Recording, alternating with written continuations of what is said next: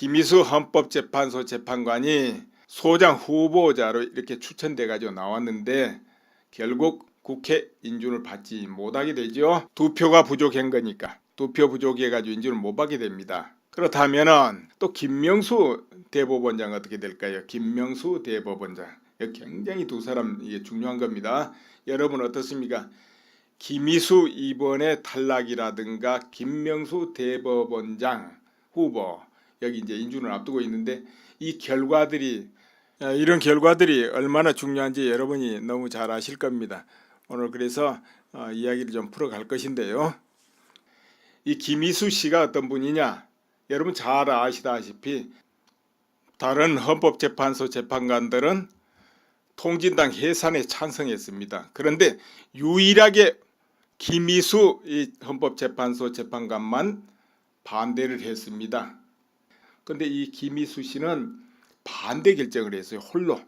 그럼 그 당시 여론은 어떻습니까? 국민 여론들도 다 통진당 해산 쪽에 있었잖아요. 그래도 그걸 무릅쓰고 혼자서 반대 결정을 했다 이 말이에요.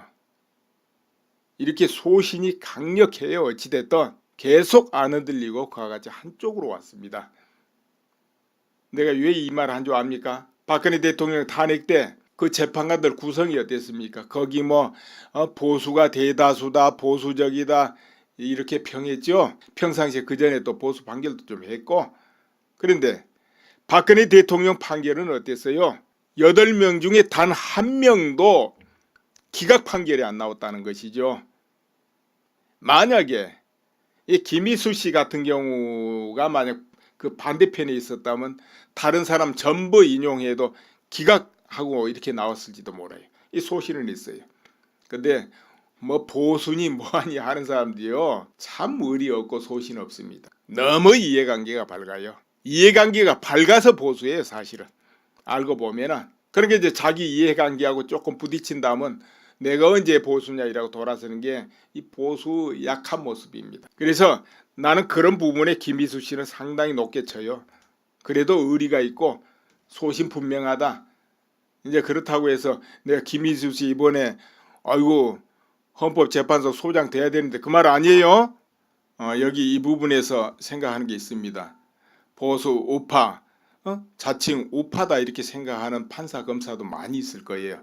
그렇다면은 문제는 그 사람들 중에 김희수 씨처럼 소신 있고 나름 의리가 있고 이런 검사 판사가 있을까?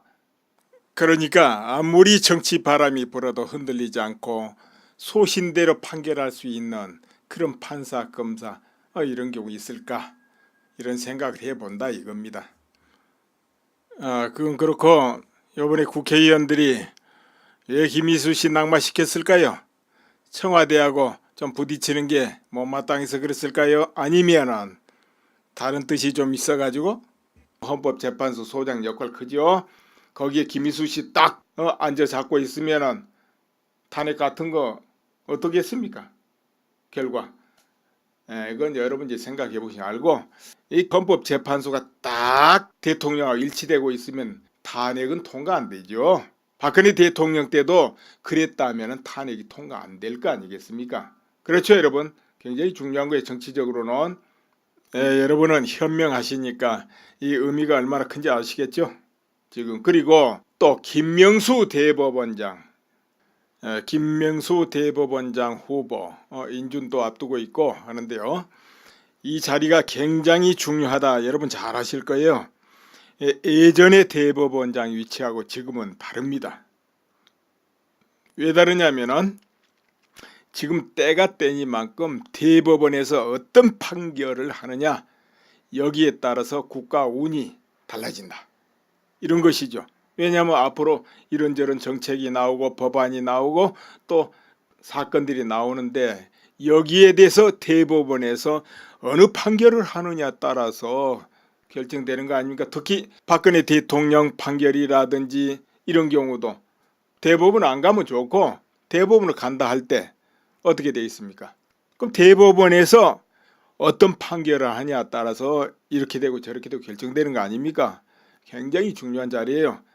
그거 외에도 중요한 굵직굵직한 것이 대법원 판결에 따라서 결정난다 이런 이야기죠. 중요합니다. 김명수 씨는 13기를 하향해서 뛰어넘었다 그 말이에요. 파격적으로. 현재의 대법관들이 다수가 전부 그 선배입니다. 그 선배들 어떻게 할까요? 뭐 거기 임기 내까지는 버틴 게도 되지만은 또 그럭저럭 또 사표 내기 쉽잖아요. 그러면 새로 대법관들이 쫙 임명될 겁니다. 이제 그렇게 되면 색깔이 정해질 수 있습니다. 그렇기 때문에 굉장히 중요한 것이죠. 그러면 오늘 이제 김명수 대법원장 후보는 어떤 사람일까요? 우리법연구의 소속입니다. 우리법연구의 소속. 그리고 이가 이제 몇 가지를 이야기해요. 양심적 병역 여부 문제, 이 문제에 대해서 상당히 긍정적으로 이야기를 해요. 지금 1, 2심에서 요즘에 양심적 병역 거부 무죄 선고 많이 떨어지고 있어요. 16건 떨어졌어요. 벌써 올해만. 그러니까 누구든지 군대 가기 싫으면 어떤 종교 믿고 나는 이 종교 이것 때문에 양심적으로 군대 가지 않겠다. 이렇게 하면 되는 그 길이 지금 열려버린 거예요. 그런데 이제 지금까지는 대법원에서 그걸 막고 있었는데 이제 그것도 터질 판이에요. 그렇지 않아도 우리나라 인적 자원이 부족해가지고 군대 숫자 줄여야 된다. 이러면서 그 군대 축소하려는 사람들이 명분을 삼고 있어요. 이제 핑계지만은 그런데 얼마나 좋습니까? 잘 되네요. 그렇죠? 그런데 이제 이 김명수 이 후보자 그런 말이에요. 저 대만이나 미국이나 그런 데서도 그걸 허용하지만은 큰 문제가 없다. 그 나라하고 우리나라하고 같냐 이 말이에요. 우리나라는 남북 간이 첨예하게 대립돼 있고 그리고 국론이 통일이 안 되고 있는 나라가 우리인데 미국이 국론이 통일 안 됩니까? 우리처럼? 그리고 우리와 같은 상황이 있냐 이 말이요. 징병제냐고 다른 나라가 징병제가 아니잖아요. 우리나라 징병제고 그거하고 비교를 하면 이게 맞냐 이 말이죠. 안 맞죠 여러분? 예를 들어서 이스라엘에서는 이제 징병제입니다. 모집을 하는데 나는 여성이니까 안 가겠다. 나는 종교적인 이런 게 다 안 가겠다. 허용하겠습니까? 허용 안 하지요. 지원제면 몰라도 이제 미국 같은 데는 대체로 지원제이면서도 소집을 해요. 어떤 사태가 나면 소집을 합니다. 그렇지만은 아무튼 우리하고는 상황이 다르다는 것이죠. 여러분 어떻게 다르다 생각되죠? 자, 그런데 이 동성애 이 부분에 또 아주 또 긍정적인 것 같습니다. 동성애 부분에서 명분은 이래요.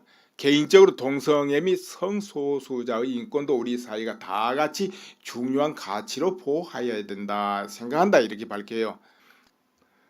소수자든 뭐든 인권을 존중받아야 된다. 그게 어떻게 보면 합당한 말 같잖아요. 우리도 그렇게 생각할 수 있습니다. 그러나 문제는 그건 그거지만은 어떤 것이 사회적으로 쭉 파장을 미치면서 그 사회에 절대적으로 문제가 생길 수 있다. 또 그 사회의 기존 간섭 질서를 파괴할 수 있다. 이렇게 되면은 이익보다 손실이 지나치게 크다. 그럴 때는 어디에 서야 되겠습니까? 개개인 인권에 서야 되겠습니까? 국가 쪽에 서야 되겠습니까?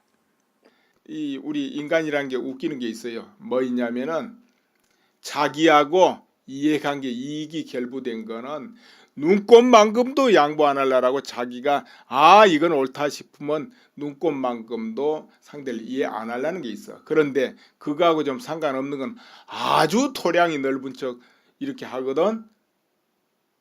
그리고 인권이란 이 마술에 취하면은 그냥 인권 전도사 갖고 저것도 인권 붙여서 전도같이 이렇게 행동하려고 그래요. 이게 큰 맹점이다 이 말이죠. 우리나라를 그래도 딱 근간을 유지하는 곳이 어디입니까? 바로 사법부입니다.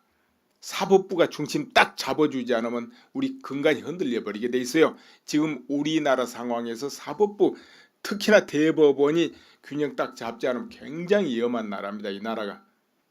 저 헌법재판소가 중심 딱 잡았으면은 탄핵이 이루어졌겠습니까? 그렇죠? 그리고 군대 봅시다. 군에 지나치게 인권을 강조하는 거예요. 군에다가 뭐든지 지나치면 안 돼요. 아무리 좋은 것도. 예로 맛있는 밥 많이 먹으면 됩니까? 맛있다고? 뭐든지 많이 하면 안 됩니다. 지나치면 안 돼. 그런데 군에서 인권이 지나치게 강조되면 어떻게 되겠습니까? 군 명령 체계가 부서져 버려요. 지휘 체계가 파괴돼 버립니다. 그럼 그거 군대입니까? 그거는 군대 아니에요. 그런 거는. 그런데 여러분, 만약에 우리나라 군부대 힘 좀 못 쓰게 해볼까? 이렇게 하려면 여러분 같으면 어디부터 손을 대고 싶겠습니까? 어디부터 손을 대야 그런 효과를 내겠습니까? 바로 그것은 군의 인권을 지나치게 강조해버리는 것. 또 하나는 군의 동성애를 허락해버리는 것. 그런 것이죠. 어떻게 허용합니까? 현재 군 형법에는 동성애를 처벌하도록 되어 있습니다. 근데 그것을 이제 삭제해버린단 말이에요. 삭제하면 어떻게 될까요?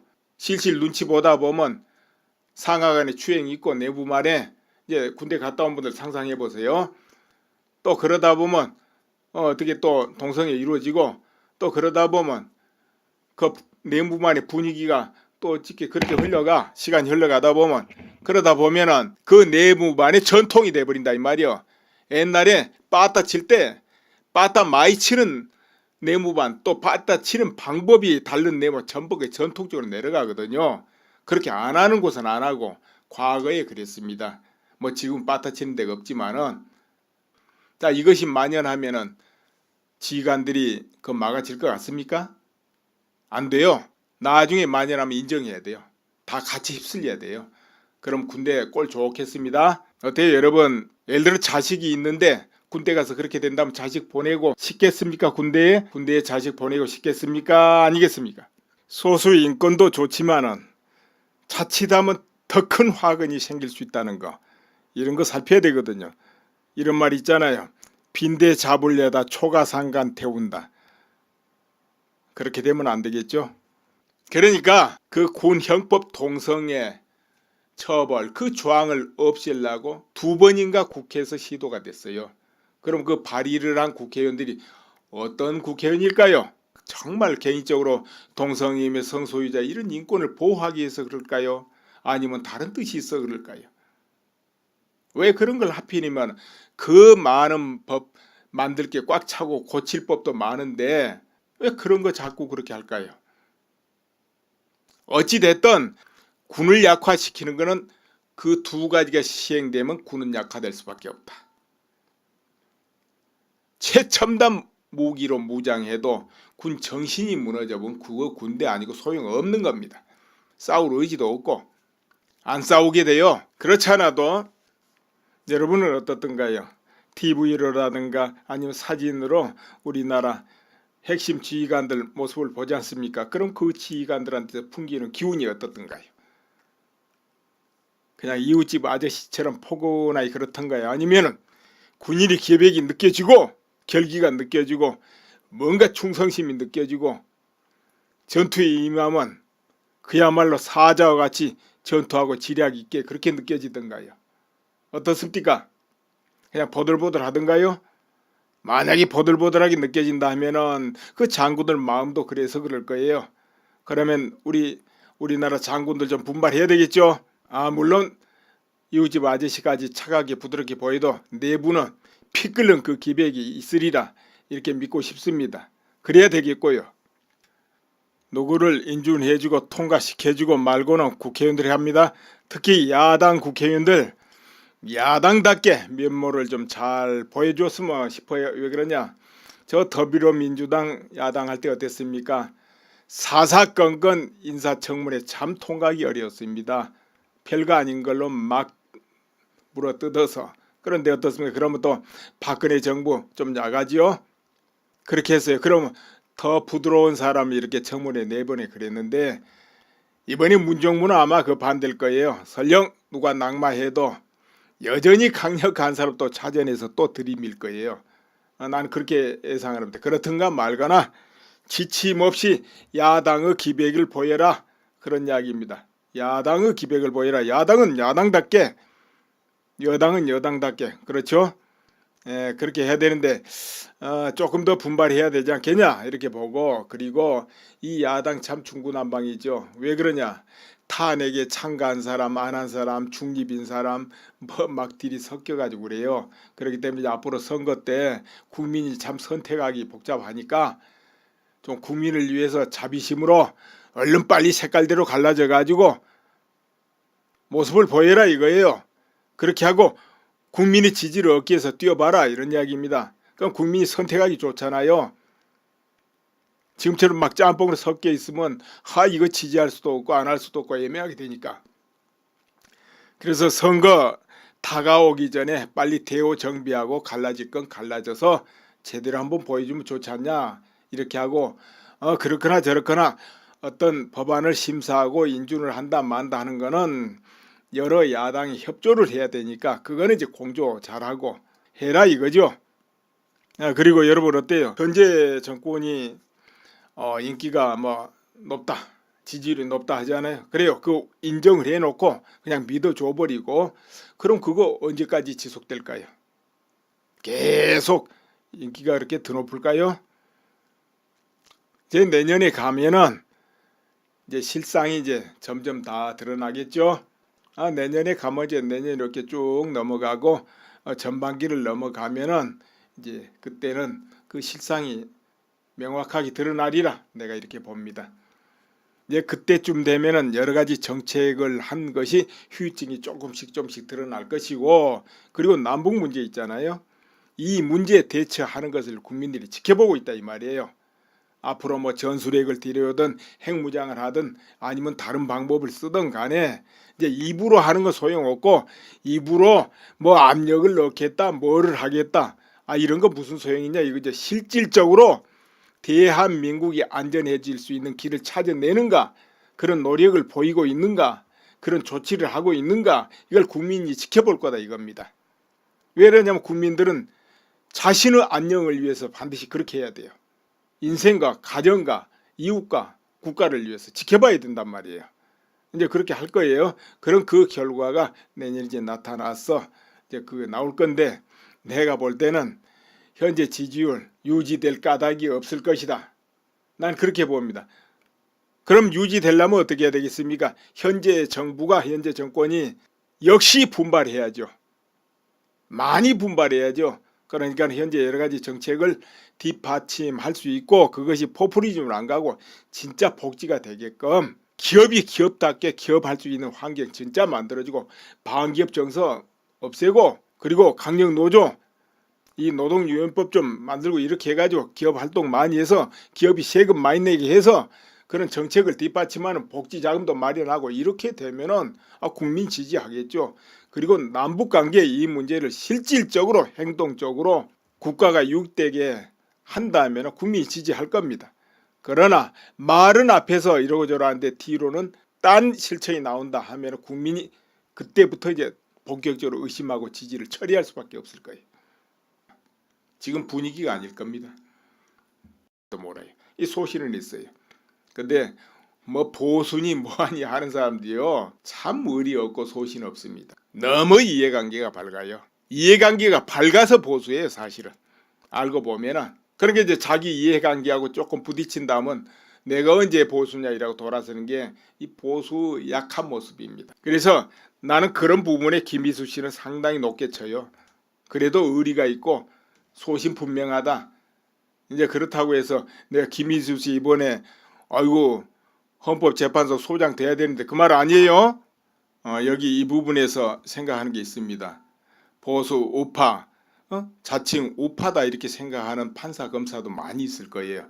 그렇다면은 문제는 그 사람들 중에 김희수 씨처럼 소신 있고 나름 의리가 있고 이런 검사 판사가 있을까?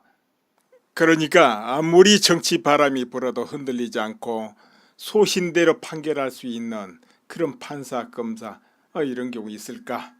이런 생각을 해본다 이겁니다. 그건 그렇고 이번에 국회의원들이 왜 김희수 씨 낙마시켰을까요? 청와대하고 좀 부딪히는 게 못마땅해서 그랬을까요? 아니면은 다른 뜻이 좀 있어가지고 헌법재판소 소장 역할 크죠? 거기에 김희수 씨 딱 앉아 잡고 있으면은 탄핵 같은 거 어떻겠습니까? 결과. 이건 여러분 이제 생각해 보시면 알고 이 헌법재판소가 딱 대통령하고 일치되고 있으면 탄핵은 통과 안 되죠. 박근혜 대통령 때도 그랬다면 탄핵이 통과 안 될 거 아니겠습니까? 그렇죠 여러분. 굉장히 중요한 거예요 정치적으로는. 여러분은 현명하시니까 이 의미가 얼마나 큰지 아시겠죠? 지금. 그리고 또 김명수 대법원장, 김명수 대법원장 후보 인준도 앞두고 있고 하는데요. 이 자리가 굉장히 중요하다. 여러분 잘 아실 거예요. 예전의 대법원장 위치하고 지금은 다릅니다. 왜 다르냐면은 지금 때가 때니만큼 대법원에서 어떤 판결을 하느냐, 여기에 따라서 국가 운이 달라진다. 이런 것이죠. 왜냐하면 앞으로 이런저런 정책이 나오고 법안이 나오고 또 사건들이 나오는데, 여기에 대해서 대법원에서 어느 판결을 하느냐에 따라서 결정되는 거 아닙니까? 특히 박근혜 대통령 판결이라든지 이런 경우도 대법원 안 가면 좋고, 대법원을 간다 할 때 어떻게 되어 있습니까? 그럼 대법원에서 어떤 판결을 하냐에 따라서 이렇게 되고 저렇게 되고 결정되는 거 아닙니까? 굉장히 중요한 자리예요. 그거 외에도 중요한 굵직굵직한 것이 대법원이죠.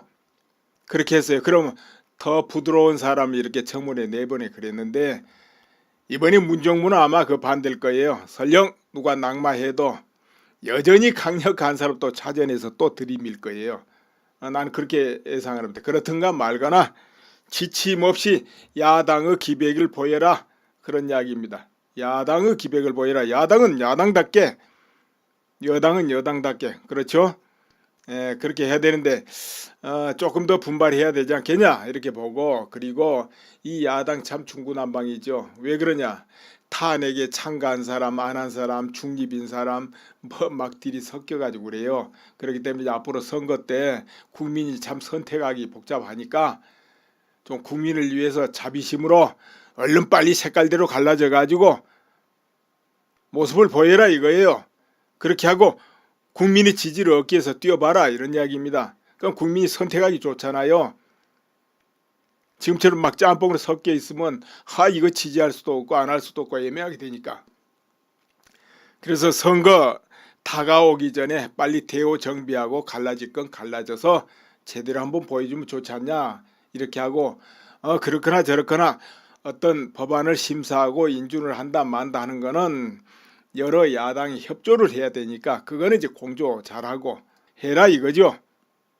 그리고 여러분 어때요? 현재 정권이 인기가 뭐 높다, 지지율이 높다 하잖아요. 그래요. 그 인정을 해놓고 그냥 믿어줘 버리고, 그럼 그거 언제까지 지속될까요?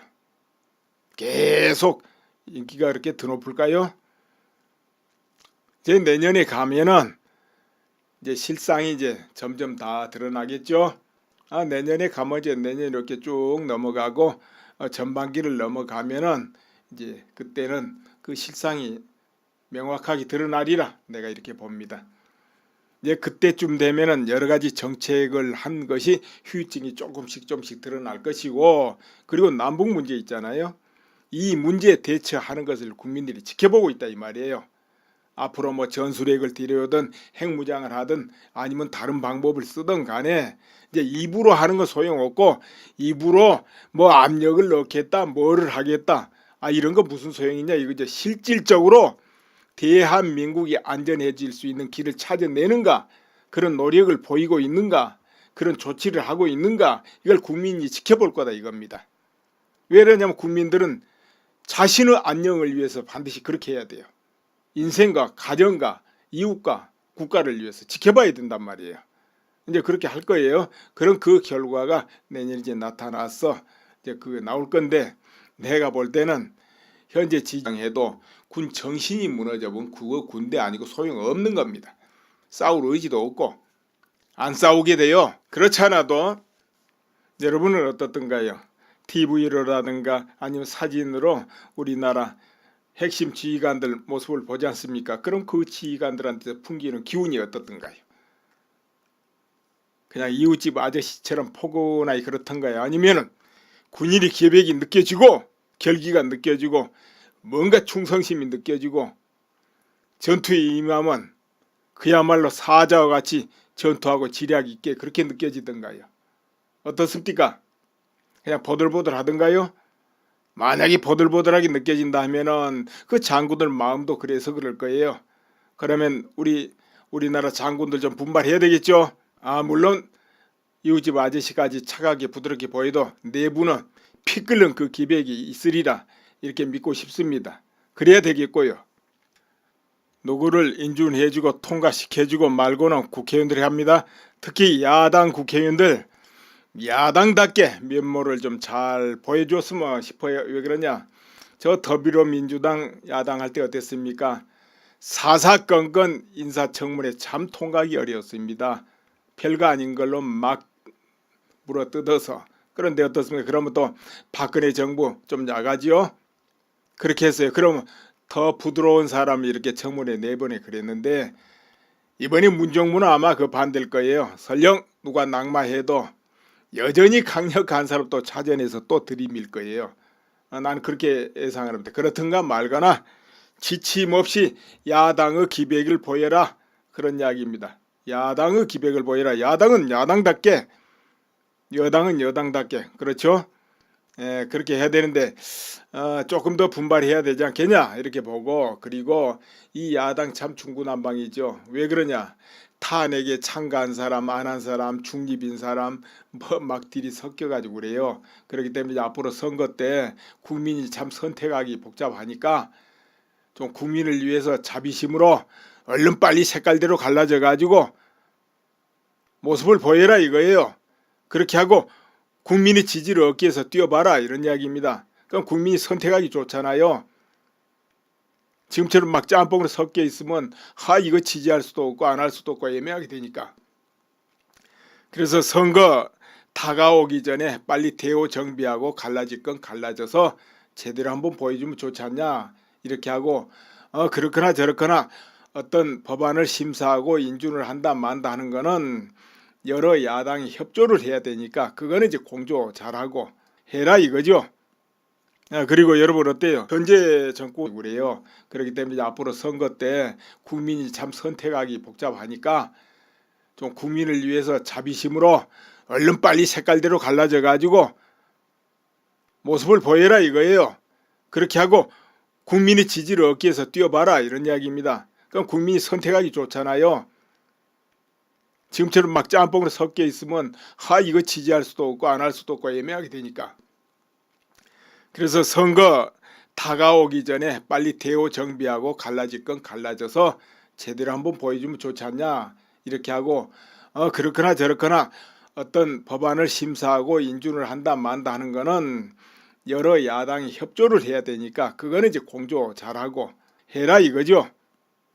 그리고 여러분 어때요? 현재 정권이 인기가 뭐 높다 지지율이 높다 하잖아요. 그래요. 그 인정을 해놓고 그냥 믿어줘 버리고 그럼 그거 언제까지 지속될까요? 계속 인기가 그렇게 드높을까요?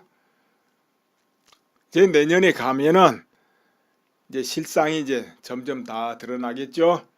내년에 가면 이제 내년 이렇게 쭉 넘어가고 전반기를 넘어가면은 이제 그때는 그 실상이 명확하게 드러나리라 내가 이렇게 봅니다.